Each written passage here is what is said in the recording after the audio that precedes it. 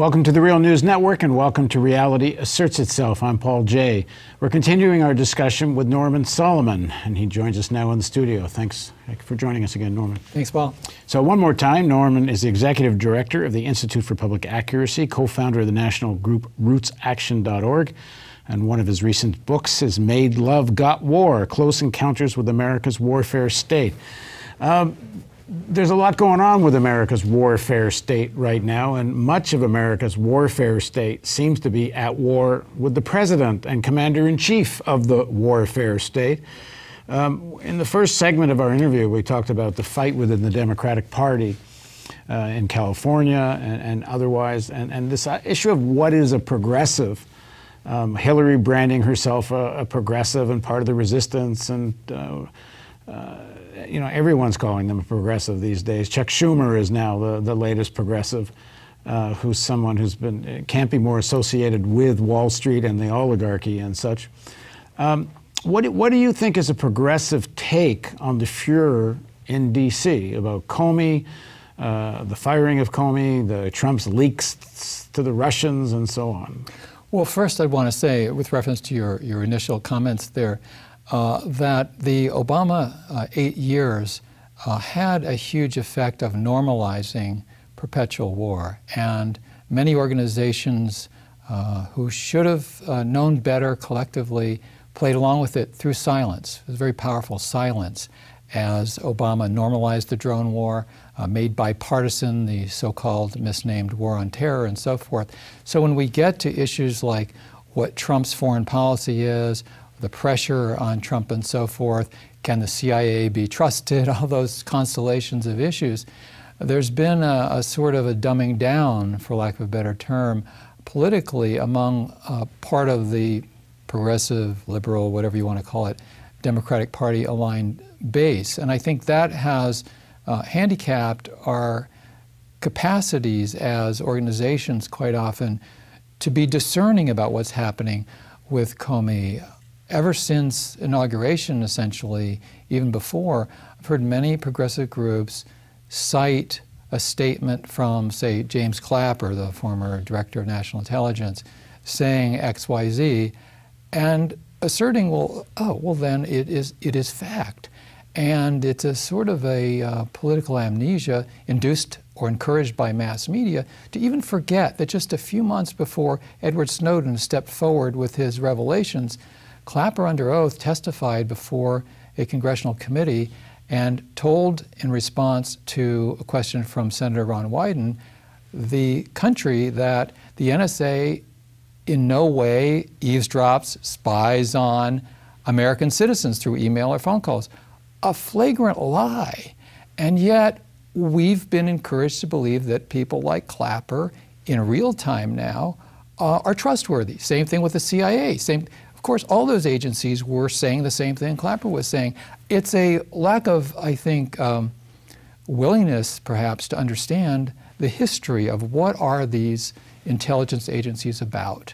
And their jobs are, and they're run by people whose jobs are, to lie. So to me, that's an important context for this whole thing about Trump and Russia and foreign policy. And one other thing I'd add on this, Paul, is that I fear that quite often we on the left can fall into the media propagated idea that it's black or white, a binary, it's either or, and it can be both. You know, there can be these intelligence agencies that want to get rid of Trump for nefarious reasons to perpetuate or fulfill their warfare state agenda, and it's also true that Trump lies methodically, and he is incredibly greedy. He's with other people incredibly greedy, and they want to perpetuate their accumulation of wealth, and they're willing to do that, and they have no respect for democracy. So, in other words, I mean, the CIA might be framing a guilty man, so to speak. Before we started the interview, we were chatting off camera, and we're saying, you know, we should look at this whole Comey fight and the Trump war with the warfare state, and look at it not from the point of view of one section of the elite or the other, because there's obviously a great number of fractures amongst the elites. A lot of them are at each other's throats. And through the media and otherwise, they would like the people to pick one of the sides of these elites and support them. And we were saying, well, let's look at it from the point of view of the people, what's in the people's interests, as opposed to one faction of the elite or the other. And I think this relates to the first segment of our interview, where we're talking about the fight within the Democratic Party and the fight against the oligarchy that represents the control of the DNC and the Democratic Party. And it comes very much to this question of what you make of Chuck Schumer and his allies. The anti-Russia kick is being used as a way to wound the Trump presidency, and for good reason. Many people, all of whom consider themselves progressive, would like to wound the Trump presidency, and for good reason. I mean, I personally think this Trump-Pence presidency will be, in terms of foreign policy, as or more dangerous as the Bush-Cheney administration. And domestically, they'll be clearly far worse. You can see from the cabinet appointments and Supreme Court and such. But opposition to that Trump camp that merges with the Schumer camp means merges with the oligarchy within the Democratic Party, actually winds up just strengthening the people that are really behind the scenes that benefit from an oligarchy domestic policy and an oligarchy foreign policy. Yeah, I think we're in a new configuration, to some degree unprecedented, and yet it has a very familiar ring to it. You know, there's that saying, history doesn't exactly repeat itself, but it tends to rhyme an awful lot. So even though in the case of the Trump administration, it's just like in category of you can't make this stuff up, it seems so chaotic and absurd. At the same time, there have always been splits in ruling circles. And progressives who have, as you allude to, the well-being of humanity at heart, that's our aspiration, we deal with these contradictions of, on the one hand, we can't turn up our nose on reforms. No, it doesn't ring true to say that it doesn't matter who's president. I mean, that's an absurd and somewhat popular position among some factions of the left, whereas all you got to do is say Ruth Bader Ginsburg or Alioto or the latest right-winger they put on Gorsuch. I mean, this matters. You know, so we need to be real about that. But at the same time, there is a warfare state, and both parties are part of it, and we can in no way, or we should not in any way, accept any of those positions. It doesn't matter if they have a D or R after their name. When they whore themselves out to Wall Street on Capitol Hill, we've got to say that is taking food out of people's mouths. That is taking health care away from people who will die as a result. So I think we need to be crystal clear around that. At the heart of this issue of Comey and the elections and such is an underlying assumption in the media, in the political world, that Russia is America's adversary, antagonistic adversary. And you hear this word over and over again. I mean, if Trump had been sitting down with the Canadians and gave them some intelligence about ISIS, nobody would have cared. If he'd been sitting down with Germany, nobody would have cared because they're our allies. What is the progressive view, do you think, on this whole demonization of Putin and the Russians? Well, at rootsaction.org, which I co-founded with Jeff Cohen, we're unfortunately somewhat unusual in that as a large online action group, and we have 1.5 million active people now, we refuse to jump on the anti-Russia bandwagon. It's absolutely tragic that so many people who I believe should know better are jumping into fueling what amounts to a new Cold War. And we've got to ask ourselves, where does that lead? This anti-Russia hoopla, this bandwagon, where is it headed? It's headed toward increased tension with another huge nuclear power. There are 4,000 nuclear weapons pointed from Russia, mostly in U.S. direction, and vice versa.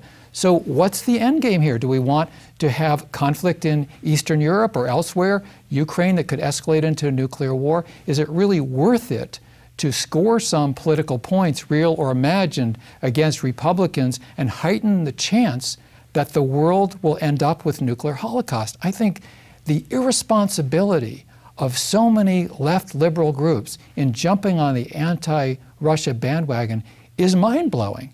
And the idea... Only because it damages Trump. I mean, if Obama had been proposed exactly the same thing, they all would have been for it. Well, it's seen as a tool, a club to hit Trump over the head with, and I believe that there are certainly other impeachable offenses. As a matter of fact, Roots Action, together with Free Speech for People, launched the Impeach Donald Trump Now campaign. We're on the web doing that as we speak. We're just about at 1 million signers. We're talking about, since day one, Trump as president violating the foreign and domestic emoluments clauses of the Constitution. You're not supposed to have that financial conflict of interest according to the supreme law of the land. He's doing it. That should be sufficient for impeachment. If we had people on Capitol Hill who were willing to move forward on the basis of principle, I think from the standpoint of world security, the idea that the juggernaut of rhetoric against Russia should be fueled by Democrats, I think it's similar to the CEOs of corporations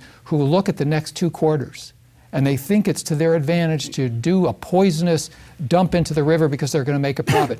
People like Pelosi and Schumer and their acolytes in the media and among Democratic Party groups, they are poisoning our future because they think they're going to make headway. Well, literally, because what they're telling us is that Russia is a greater threat to America than climate change. Yeah, it's because they don't talk about climate change at all, and they never shut up about Russia. And it's also a way to displace reality about what happened in 2016. They want to pretend that the election of Trump and the anti-democratic factors in the U.S.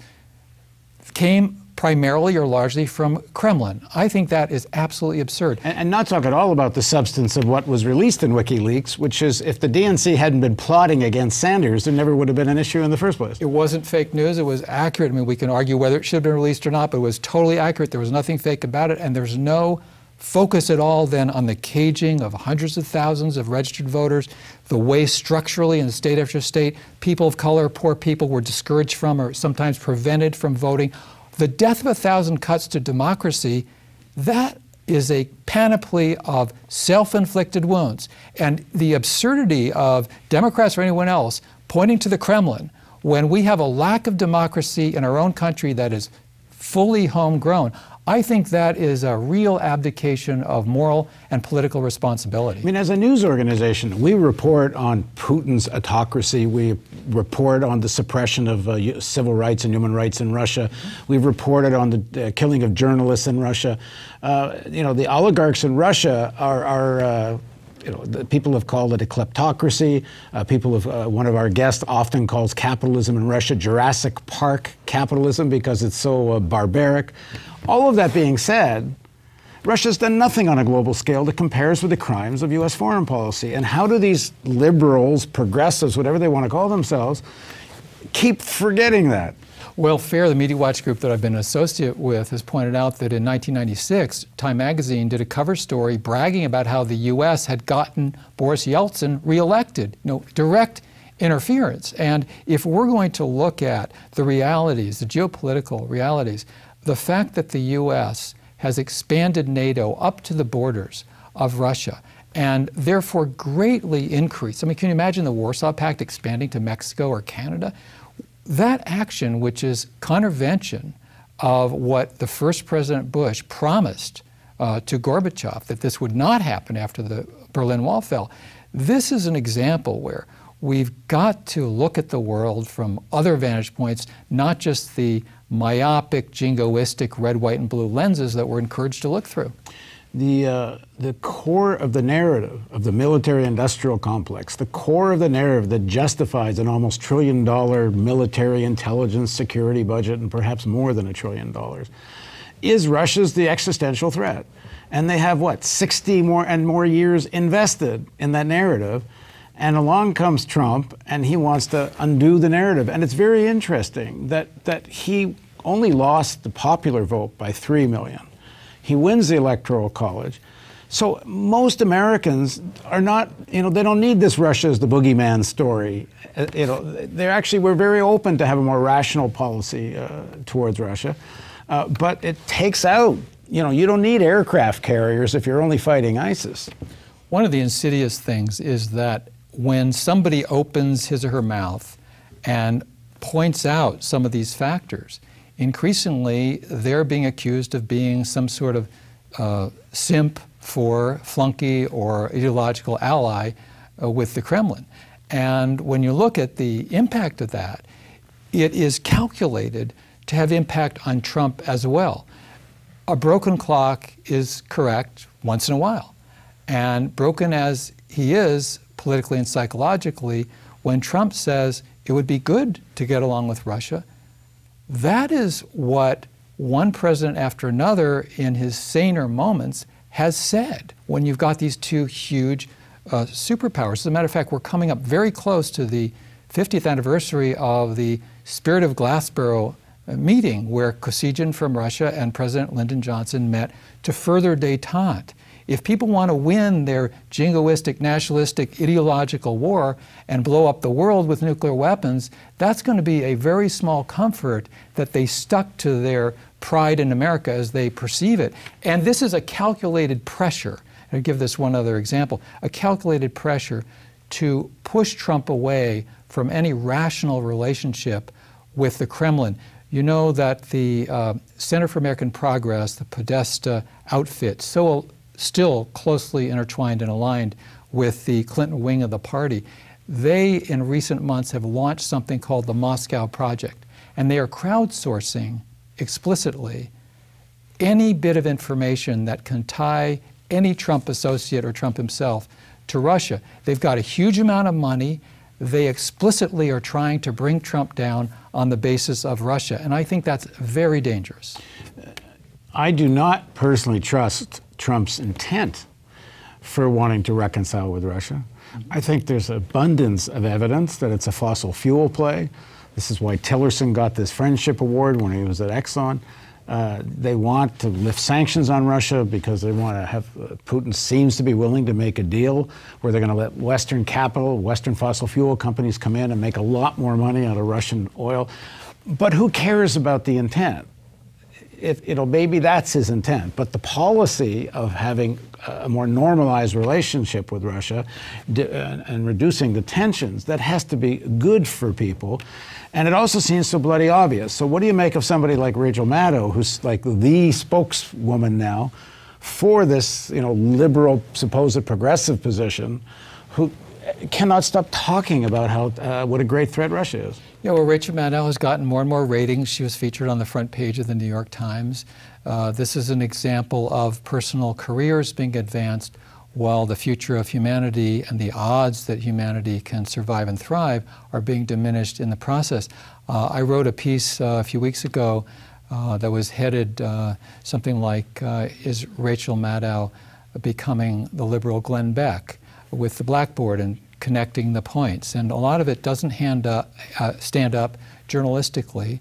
She's on a crusade against Russia. I think it's frankly horrendous, and it's taken a lot of people along with her. There was a study published by The Intercept a few weeks ago that actually calibrated how much time she spent on her primetime program. Yeah, that was done by Aaron Mate, who works with us. Oh yeah, no, it's a very, very important article.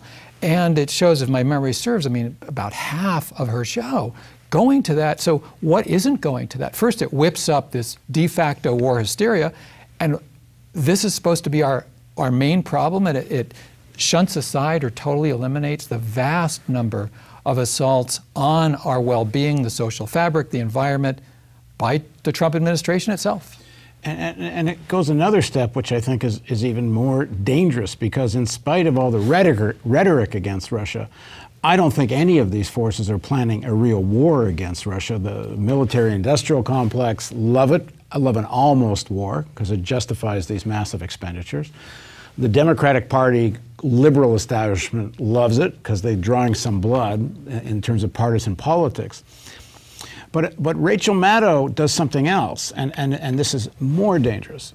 She also goes after Iran, and in various of her shows, one in particular we've replayed on The Real News, she talks about Iran as the greatest source of global terrorism. And that's ridiculous. And she uses the phrase, I believe, 3 to 4 times in one show, of course not giving any example where Iran's been a supporter of global terrorism. Sure, Iran supports Hezbollah, but one can argue about Hezbollah as a legitimate defender of Lebanon. You can go through the other things that Iran's involved with, but if there's a country that's actually the source of global terrorism, and if there's a country that's actually the face of Steve Bannon's Islamic fascism, it's Saudi Arabia. They're planning to build a broad front of Arab countries, led by Saudi Arabia, that can isolate and perhaps launch some kind of attack against Iran. Well, this is a very insidious hewing to and fueling a party line that has very little to do with reality. The contradiction you're pointing out in terms of Saudi Arabia is a case in point. Brinkmanship has always been popular.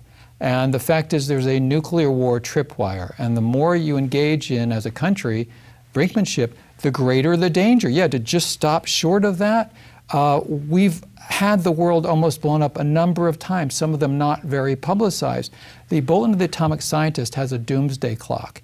And in January of this year, they moved it even closer to midnight, which represents the nuclear holocaust potential of the nuclear arsenals. And they cite relations between the U.S. and Russia getting worse as a reason why they've moved the doomsday clock closer. So we're looking at members of the Senate, members of the House, people like Rachel Maddow, and many other Democratic Party-aligned groups who are willing to not only watch, but help move the hands of the doomsday clock closer to midnight, and they think they're going to get partisan advantage from it. And if Trump does what we think here, or I think, and people I'm interviewing think, does what we think he's going to do, which is use the attack on ISIS to build up American troops in Syria, but even more so in Iraq, and go back into Iraq, to do what Trump says he's going to do. He said it at the CIA. Let's have a second crack at grabbing Iraqi oil. And if it's all framed as anti-Iran and anti-ISIS, but anti-Iran, well, then out there is going to be Chuck Schumer and Rachel Maddow. You know, all of a sudden Trump's going to be their guy, as he was when he threw those missiles at the Syrian air base. Which is irrational and counterfactual. I mean, just starting with the Iranian government is aligned with ISIS. I mean, it just either it's ignorance or willful. I'm not suggesting they'll tie those two together. Oh, right, but they'll tie the two things together. Yes, we need to go fight ISIS, and we need to go isolate Iran. Yes, and they're incompatible, and for many people, they're totally compatible. You know, of course, sending more troops back into Afghanistan as well. I mean, this is just, you know, I went to Afghanistan, a brief visit in 2009. I came back, I did a report for a couple of congressional offices, and I said, the wheels are coming off. I'm not brilliant. I just saw what people were experiencing and were telling me that this is, you know, there is a belief that these are stupid decisions on their own terms, but in a way, if you're running a military-industrial complex, if you want to justify huge profiteering for the war contractors, then you've got to keep the whole war machinery moving. And so I believe those forces are content. They don't want to end war. They need war. And let me just recall that the great Nobel-winning biologist George Wald in 1969 gave what became a very famous speech at MIT, where he said, the U.S. government is in the business of death. That was true then, and it's true now. All right. Okay, in the next part of our interview, we're going to learn a little bit about Norman's history, and then take his history up to what happened at the Democratic Party convention with the Sanders-Clinton showdown, because he was very much in the thick of it as a member, or leading member of the California delegation. So join us for the next segment with Norman on Reality Asserts Itself on the Real News Network.